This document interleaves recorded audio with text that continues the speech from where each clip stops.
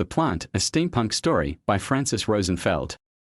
Chapter 13. Everything would have gone well for Jack and Richard, as much as one could expect under the circumstances, if it weren't for the parents' and the teachers' curiosity.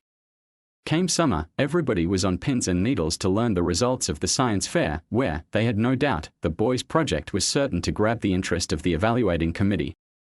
After unsuccessful attempts to get the pertinent information from Jack, Mrs. Jenkins decided to take the matter into her own hands and reach out to the various science fairs in the hope of surprising the two by sharing with everybody their outstanding results. When her phone inquiries turned out nothing, she thought that the school principal might have a better grasp of the ins and outs of these competitions, and she asked him for assistance. The principal researched all the science fairs in the area himself, but none of them happened to feature any bioengines at the time, so, a little puzzled by the conflicting information, he called Jack's mother to find out the name of his cousin. Jack's mother wasn't able to shed any light on his query due to the fact that Jack didn't have any cousins that she knew of, and this was the first time she'd ever seen her son show interest in a science fair, since the boy seemed to be drawn to artistic endeavors rather than technical ones. The principal then called Carol, who knew even less about the details of the project. She had shown great interest in its development right from the very beginning, but her interest was more from the standpoint of maternal pride, as a great piece of news to be shared with friends and neighbors. By the time the boys got back from school, both of their houses were on full alert.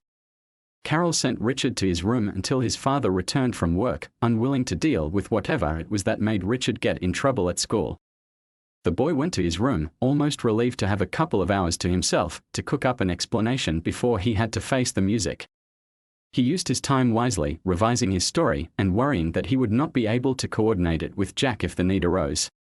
When his father finally got home, the tiredness of a long day was amplified by the fact that he now had to discipline his son.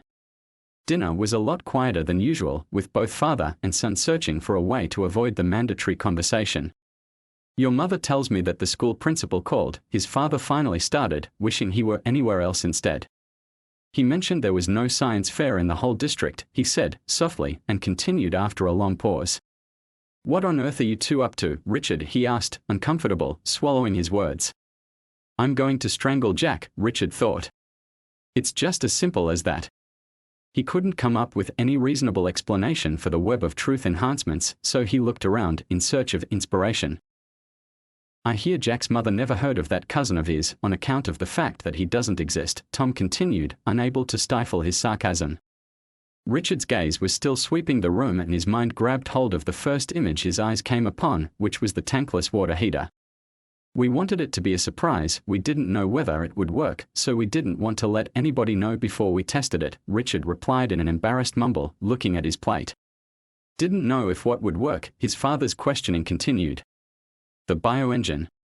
We wanted to make a chlorophyll-enabled solar heater," he blurted the first words that came to his mind.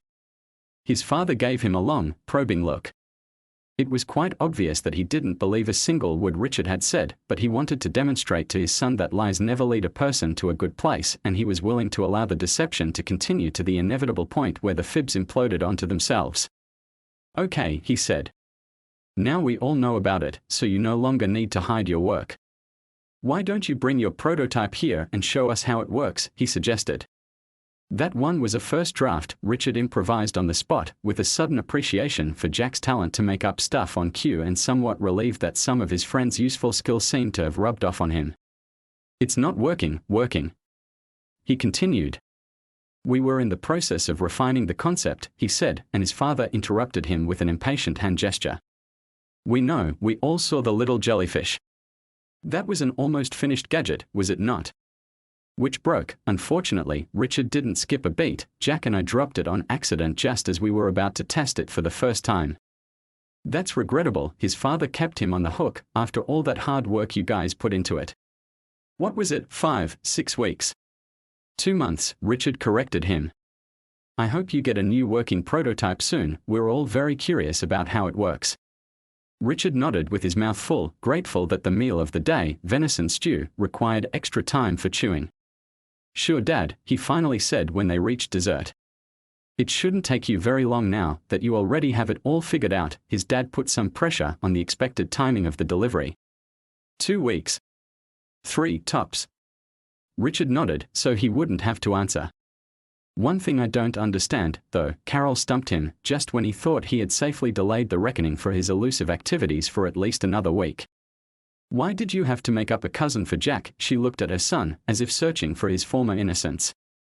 The thought of strangling his friend occurred to Richard again, and at the same time he wished the latter was there, because he surely would have come up with something half-believable.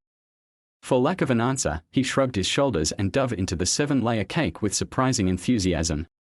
Just don't keep us all on tenterhooks, his father insisted, to make clear to Richard that the event will not die down without an adequate explanation. I, for one, want to hear all the technical details. Later, at the library, Jack and Richard buried themselves in a mountain of technical documentation that nobody could understand in order to carve for themselves a half-hour of uninterrupted dialogue and assess the magnitude of their kerfuffle. Are you crazy? Jack snapped. Why on earth would you tell your father we were making a chlorophyll-enabled? He forgot the rest of the designation. Solar heater, Richard completed it. I didn't know what to say, okay. I panicked. This is the first thing that came to mind, he whimpered. That gizmo better look a lot like Brenda, cause we don't have the time to design a new device from scratch. Can you adapt the jellyfish to look like it heats water? Jack inquired. Well, technically speaking, it has to be able to heat water. I don't think Dad will give me a pass for a device that doesn't do what it's supposed to, not after 2 whole months of tinkering and 2 previous prototypes, his friend replied.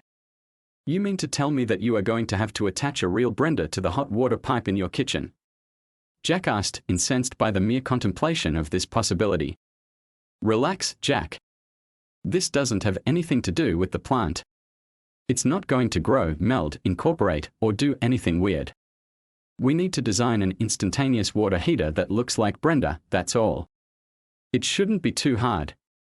Richard replied, confident of his engineering prowess. I wish I were there with you during that conversation. You come up with the most ridiculous fibs, dude. Jack highlighted his own creative skills while shaking his head with disappointment at the same time. Oh yeah? Richard challenged him. And what exactly would you have said? I would have approached the subject from an emotional angle. First of all, Jack started expertly and then remembered. What did you tell him about my cousin? Nothing. Richard confessed. I couldn't think of a single thing to say. Oh man. This is a disaster. Jack frowned. Just give me a few minutes to compose myself. I'll try to figure out a way to get this chestnut out of the fire, but you're stretching my limits, man.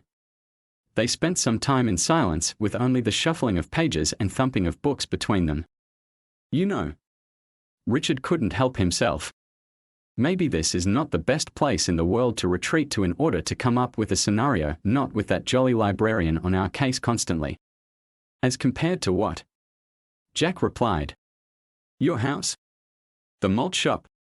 School?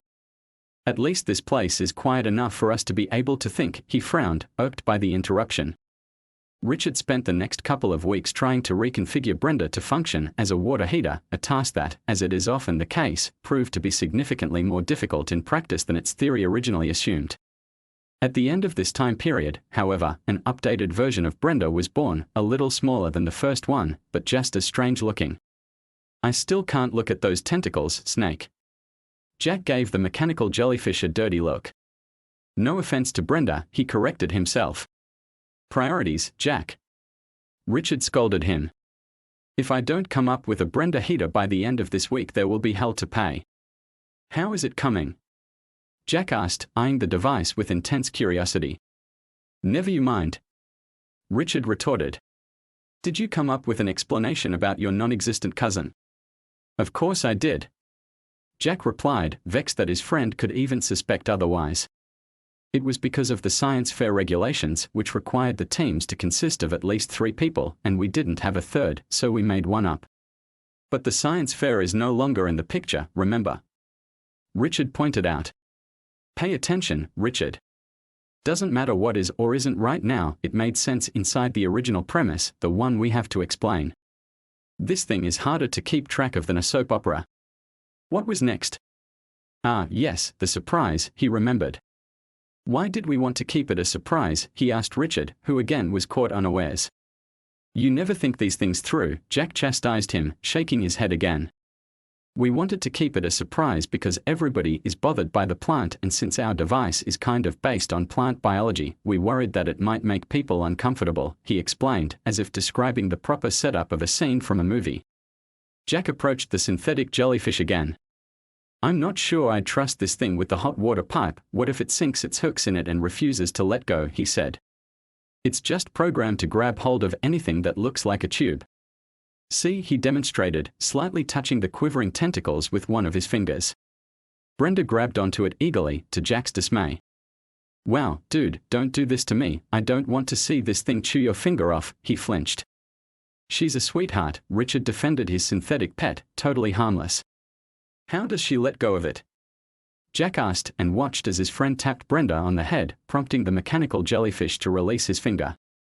I don't know about the utility of this object, but it sure is entertaining, Jack giggled. Are you sure it needs to be a water heater? We could turn it into a toy, he suggested, but his friend ignored him and immersed himself in his work. In the meantime, back at the factory, some of the workers slowly started populating the plant's biodome with light furniture and tropical plants, which attracted birds and small wildlife to create a little garden for winter-weary people. The dome was large enough now to be noticeable from the Belvedere Point, and if one were to adhere to Richard's smoke-hissing dragon metaphor, one would have noticed that the dragon had grown a little chubby. From the height and distance of the observation deck, this organic addition to the factory assets looked like a strange Noah's Ark, upside down and gleaming in the sunshine, filled with life to protect, indifferent to opinions and human priorities, the ultimate triumph of nature, benevolent and gleeful in its will to survive. In the few moments he afforded himself for relaxation, with the deadline of his project looming, Richard sometimes liked to walk to the lookout point, watch the city that bustled with life in the valley below and wonder how things might have turned out differently if he didn't, in a manner of speaking, help bring this new life into the world, however strange and unsettling it was. At times like these he stopped thinking of this large living conglomerate in terms of good or bad.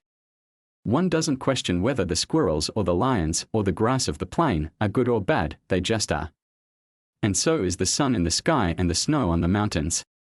When you open your eyes to life and see them for the first time, you don't judge whether they belong or whether you belong. The wholeness of being is a shared experience, and it is laid down before you to provide the fabric and the context of your life.